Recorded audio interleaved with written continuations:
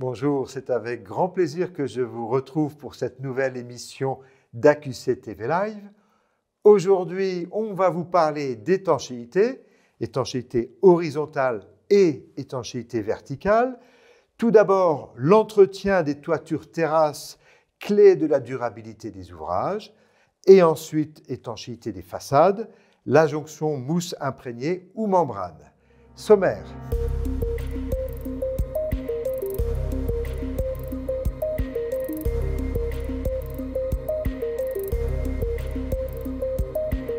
Premier sujet technique, l'entretien des toitures terrasses, clé de la durabilité des ouvrages.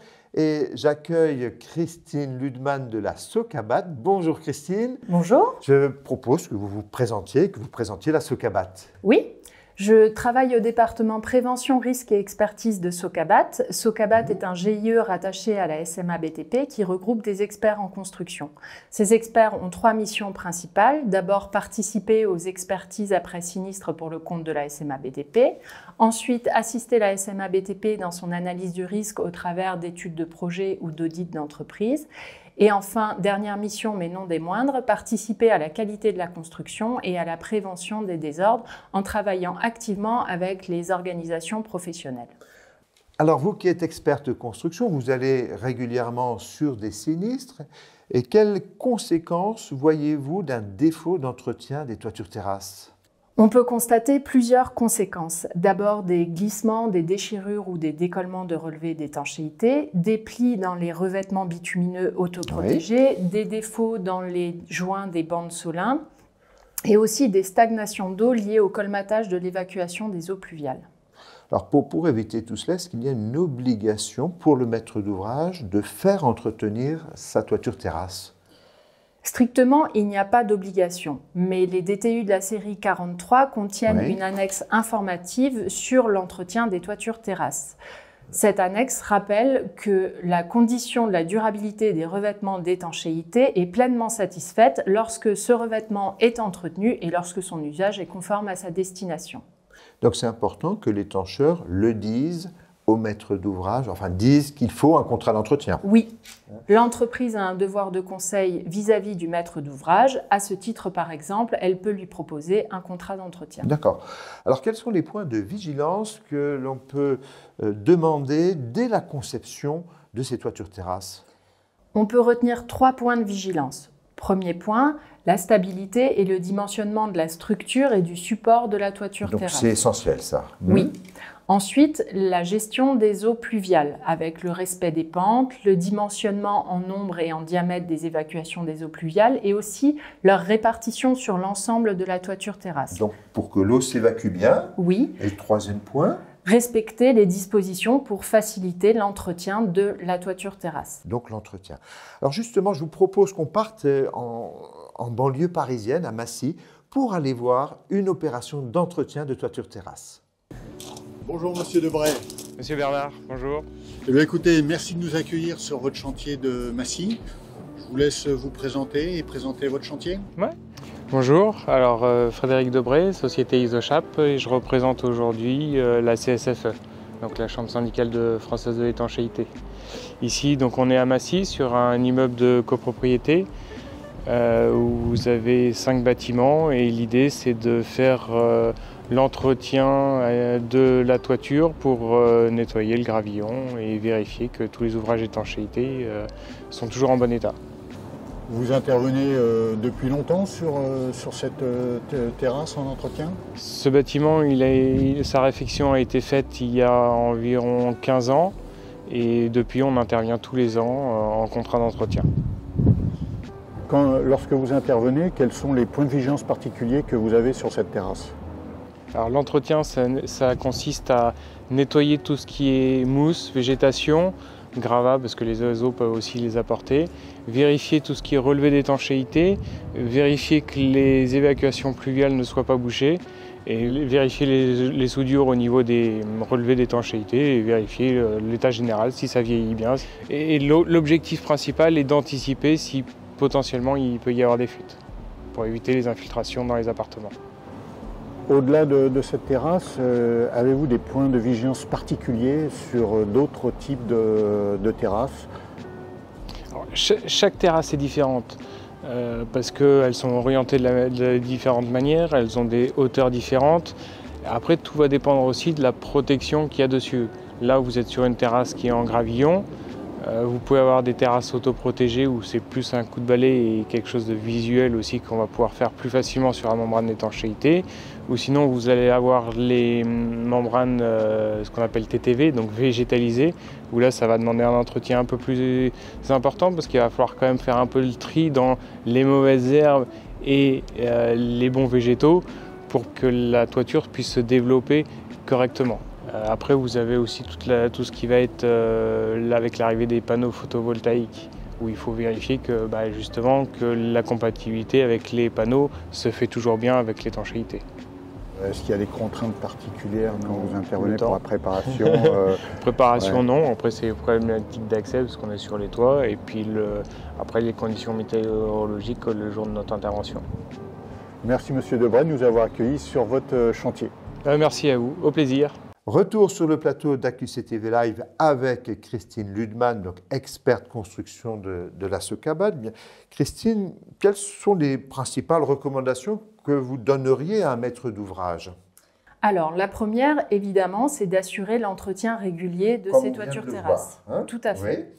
Oui. Lors de ces opérations d'entretien, l'entreprise peut être amenée à mettre en place des mesures conservatoires, comme l'application de mastic ou du collage à froid par bande auto-adhésive. Ces mesures conservatoires devront être complétées par des réparations durables. Oui. Évidemment, nous engageons les maîtres d'ouvrage à mettre en œuvre ces réparations. Donc on répare dès qu'on voit que quelque chose n'est pas correct. Exactement. Oui. Il y a encore un autre point? Oui, dans le cas de modification des aménagements de la terrasse, nous recommandons de procéder à la vérification de la stabilité de la structure et aussi de s'assurer que la répartition d'évacuation des eaux pluviales est toujours satisfaisante et que les points singuliers restent accessibles pour l'entretien. On est parfois interrogé à l'Agence Qualité Construction au sujet de peindre en blanc cette toiture terrasse, alors entre guillemets peindre en blanc, pour limiter les effets de canicule. Qu'est-ce que vous en pensez ? Dans un premier temps, il convient de s'assurer que l'application du revêtement est encadrée par un référentiel. Dans tous les cas, il faut vérifier qu'il y a une compatibilité chimique entre la peinture et le revêtement d'étanchéité. Concernant l'entretien, particulièrement, on pourrait penser que l'application d'une peinture blanche n'a pas d'impact sur l'entretien d'une toiture terrasse. Mais dans le cas d'un mauvais vieillissement de la peinture avec des décollements, on pourra être amené à augmenter la fréquence des contrôles visuels et de nettoyage des évacuations d'eau pluviale pour éviter leur colmatage. Il faut aussi tenir compte de l'entretien de la peinture elle-même et éviter de dégrader le revêtement d'étanchéité au moment de cet entretien de la peinture, et les nettoyages haute pression sont à proscrire. Donc finalement, on reste prudent pour l'instant. Oui. On reste prudent. Merci Christine Ludman. Je rappelle que vous êtes experte construction au sein de la Socabat. Merci pour toutes ces informations, toutes ces précisions. Merci à vous.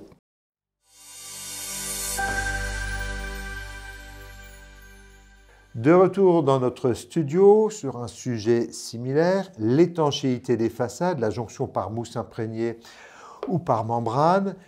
J'accueille Laurent Goas. Bonjour Laurent, vous êtes du bureau Veritas. Je vous laisse vous présenter. Bonjour, oui, donc je suis ingénieur spécialiste chez Bureau Veritas dans le domaine des façades et menuiseries, façades légères.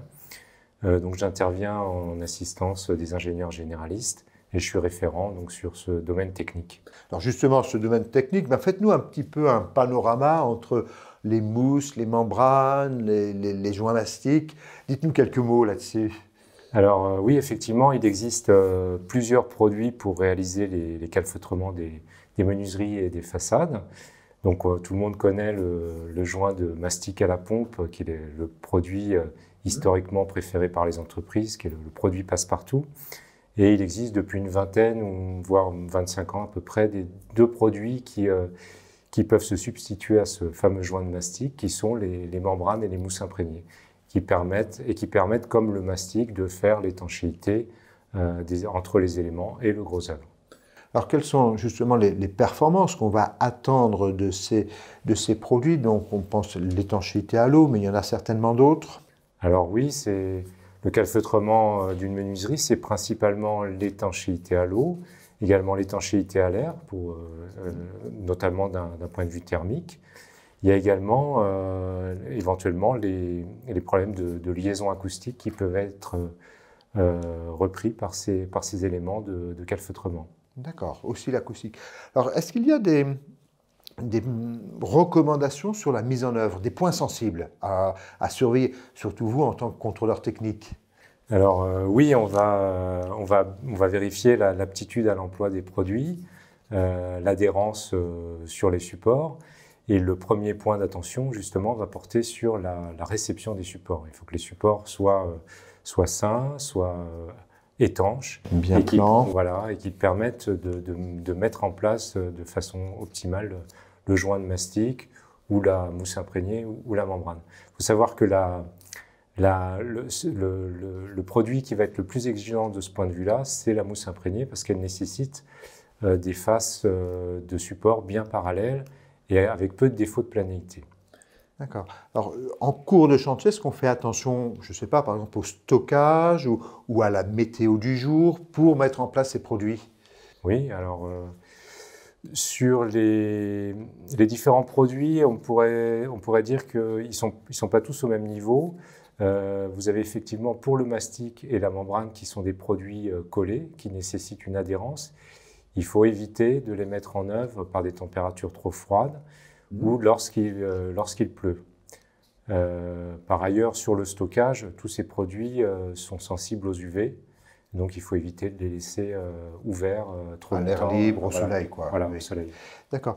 Et tout cela, c'est précisé dans certains référentiels. Il y a des DTU, des règles professionnelles. Vous avez commencé à en parler un petit peu. Il existe effectivement les DTU, il existe principalement 2 DTU sur les façades et les menuiseries. Donc pour les façades, c'est le DTU 33.1. Pour les menuiseries, c'est le DTU 36.5. Et donc ces DTU référencent les différents produits utilisables en calfeutrement. Et depuis peu, donc depuis 2021, il existe 2 règles professionnelles qui traitent des membranes et des mousses imprégnées. Alors, je vous propose qu'on parte du côté de Nantes, dans un centre de formation d'un industriel qui va former des personnes à la mise en œuvre.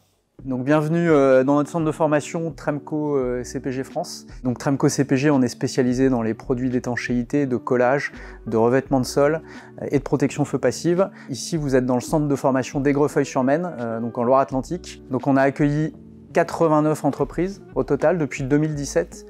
Et 489 formés, personnes qui ont suivi notre formation calfeutrement des menuiseries. Tremco CPG est membre du SFJF. Alors aujourd'hui, effectivement, on a l'exigence à des règles professionnelles ou à des DTU, et on a des marques de certification. La principale marque de certification que nous utilisons aujourd'hui, c'est le label SNJF. L'objectif de ces règles professionnelles, c'est de faire passer les systèmes de membrane d'étanchéité et les mousses imprégnées comme technique courante. La principale fonction d'une mousse imprégnée, c'est d'assurer l'étanchéité à l'eau et l'étanchéité à l'air.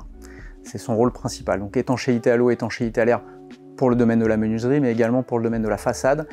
Par exemple, les panneaux préfabriqués. Les avantages d'une mousse imprégnée, contrairement aux autres solutions qu'on va rencontrer comme les mastiques sur fond de joint et les membranes, c'est un système qui ne fonctionne pas par adhérence sur les supports et donc qui nous exempte de tous ces essais d'adhérence.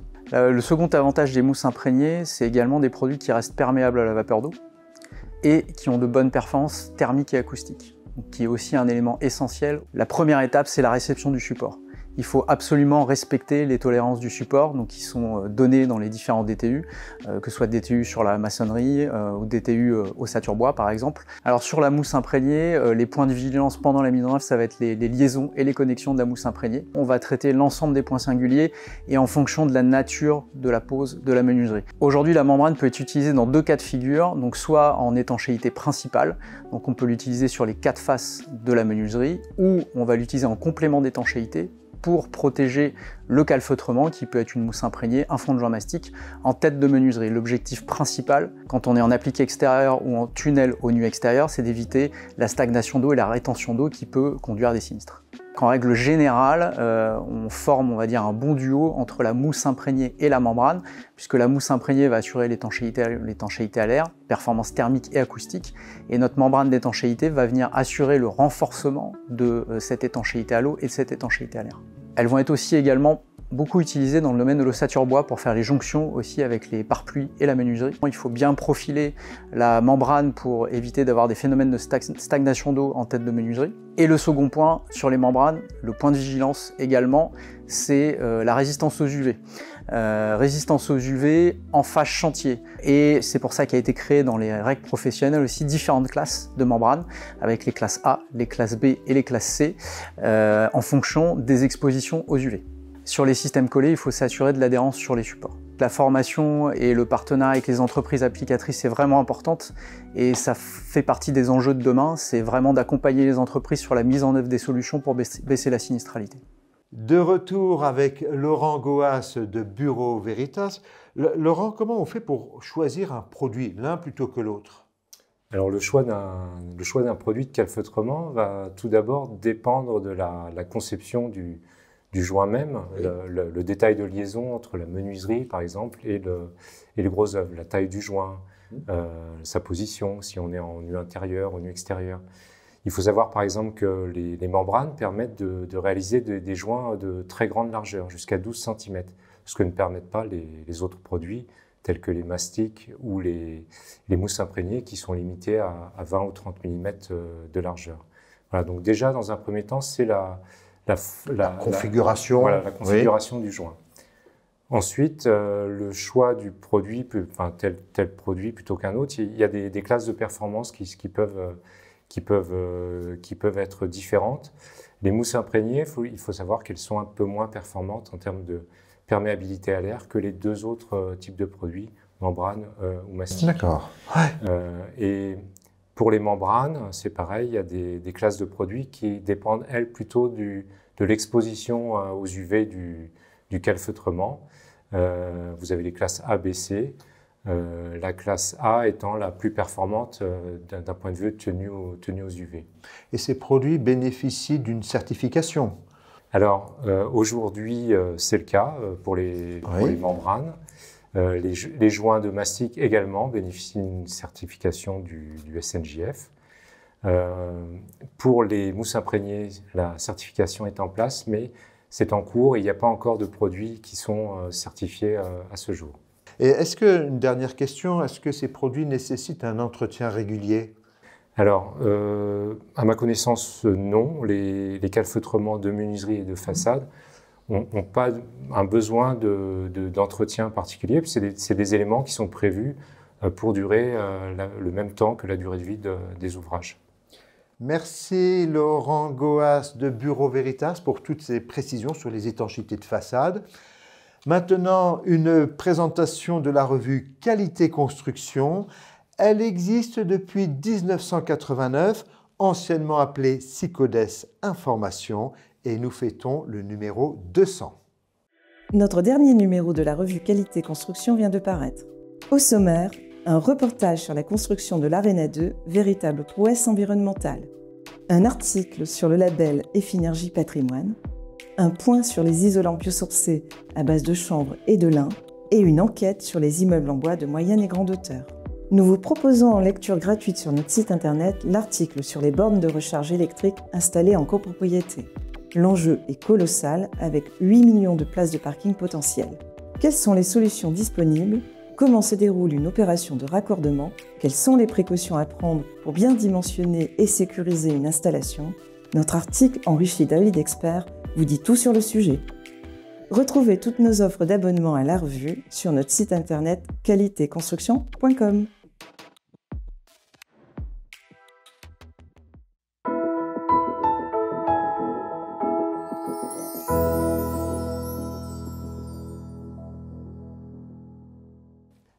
Retour dans le studio d'AQC TV Live pour la Minute Membre AQC. J'accueille aujourd'hui Emmanuel Gloumeau de Sinov Ingénierie. Bonjour Emmanuel. Je vous laisse déjà vous présenter. Bonjour Frédéric, merci de nous accueillir dans cette émission. Effectivement, je suis Emmanuel Gloumot, j'ai un bureau d'études Green Actitude situé à Toulouse qui traite des sujets de la transition environnementale et énergétique, et j'appartiens en tant qu'administrateur à Sinov Engineering, qui est le syndicat patronal représentatif des bureaux d'études et d'ingénierie. Nous représentons plus de 500 adhérents qui sont majoritairement des TPME, qui sont au cœur des territoires, implantés auprès de l'ensemble des acteurs de la construction, de façon à la fois nationale et régionale, qui recouvrent un certain nombre de secteurs d'activité, puisque il est assez par exemple, divers. Oui, alors on a effectivement la géostructure, la technique, l'ingénierie de la construction, la rénovation du bâtiment.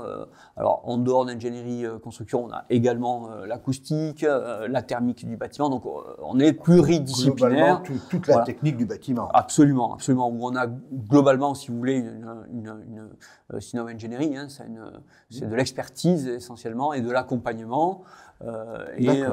Nous contribuons à l'élaboration de politiques publiques qui rendent le marché meilleur et plus rémunérateur pour nos entreprises, d'une part, mais aussi, on peut dire que Sinov Engineering fait partie des 14 syndicats de notre fédération nationale qui se décline en région par des fédérations régionales. Alors, quel est votre rôle globalement dans la qualité des constructions, dans une opération de construction? À quoi sert l'ingénieur? Alors, par essence, on va dire que l'ingénierie, par essence, est qualitative et de qualité, dans le sens où notre ingénierie est qualifiée, généralement, puisqu'on accompagne des maîtres d'ouvrage publics, privés, des maîtrises d'œuvre également. On fait partie souvent des équipes des maîtrises d'œuvre, en exécution et en exploitation de bâtiments. On réalise des études, généralement, des études de conception, d'exécution. L'ingénierie est au cœur des transitions également, et elle est source d'innovation. Notre époque est marquée par des mutations extrêmement fortes, et on a une vision à la fois globale mais très experte sur les sujets qui traitent des changements climatiques essentiellement, mais globalement de la qualité d'une construction dans sa... D'accord. J'allais dire, vos travaux correspondent quand même bien à ceux de l'agence qualité construction. Absolument. Alors, on a la chance d'être administrateur à l'agence QC, et puis on participe à des travaux sur certains travaux, sur certaines études comme les effondrements de balcons, les effondrements de bâtiments. Voilà, on essaie d'avoir un contact assez rapproché de façon à avoir une vigilance justement sur des sujets d'actualité. D'accord. Alors justement, des sujets d'actualité, est-ce que vous en voyez certains que vous voulez évoquer maintenant? Je dirais que l'actualité est très forte dans notre secteur et que nous intervenons sur de nombreux sujets. Je pense essentiellement à la décarbonation avec la loi climat et résilience, le plan de sobriété, le décret tertiaire. Sinov Engineering est un acteur particulièrement actif et force de proposition sur plusieurs volets. On peut parler justement de la décarbonation, de la RE 2020, qui sont des métiers qui sont en complète complète adéquation avec d'autres ingénieries qui font partie de Sinov Engineering, comme celle de la structure, celui de la climatisation, de la ventilation, de la géotechnique. On l'est dessus. Faire de l'analyse de site, ce sont des éléments, par exemple, essentiels. Et voilà, nous avons sur tous ces volets, et essentiellement en rebond avec les questions de climat. Alors, un regard un peu prospectif sur les risques à venir, les risques importants. Quel est votre regard sur les futurs risques? Alors, on a des objectifs clairs et ambitieux à l'horizon de 2050, en ce qui concerne les rénovations énergétiques essentiellement, les mesures réglementaires qui semblent ne pas permettre de s'appuyer sur les bons outils, notamment l'audit énergétique à venir. Les évolutions annoncées le 1er janvier 2024 nous précipitent vers un échec retentissant. Nous sommes assez préoccupés par le manque d'exigence de la qualification, assez préoccupés par la formation de l'ingénierie, et donc on a un regard pas pessimiste, mais notre objectif, c'est de donner une vision claire des pouvoirs publics, des institutions, auprès des institutions, de donner aussi ce regard pour nous permettre d'anticiper. Donc du travail à mener conjointement. Merci. Absolument. Merci Emmanuel Gloumeau. Donc, je rappelle que vous êtes de Sinov Ingénierie. Notre émission touche maintenant à sa fin. C'est le moment de vous rappeler quelques points, en particulier que tous les liens sont dans la description de la vidéo. Prochaine émission, ce sera fin janvier, autour des ouvrages olympiques. Merci de nous avoir suivis. Merci à tous ceux qui ont permis la réalisation de cette émission, en particulier Ève Ing, Richard Audibert et Lionel Dos Santos. Vous pouvez suivre ou reprendre cette émission en replay sur notre chaîne YouTube. Merci et bon week-end.